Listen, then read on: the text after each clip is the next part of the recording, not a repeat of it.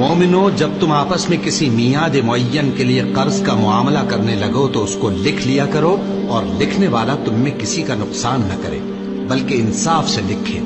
نیز لکھنے والا جیسا اللہ نے اسے سکھایا ہے لکھنے سے انکار بھی نہ کرے اور دستاویز لکھ دے،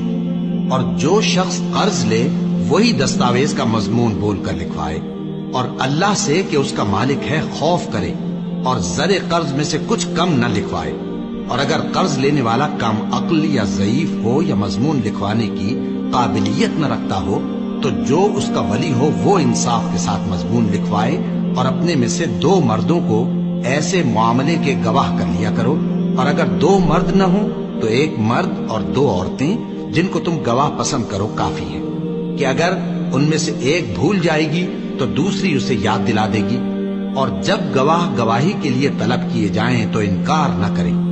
اور قرض تھوڑا ہو یا بہت اس کی دستاویز کے لکھنے لکھانے میں سستی نہ کرنا۔ یہ بات اللہ کے نزدیک نہایت قرین انصاف ہے، اور شہادت کے لیے بھی یہ بہت درست طریقہ ہے۔ اس سے تم کو کسی طرح کا شک و شبہ بھی نہیں پڑے گا۔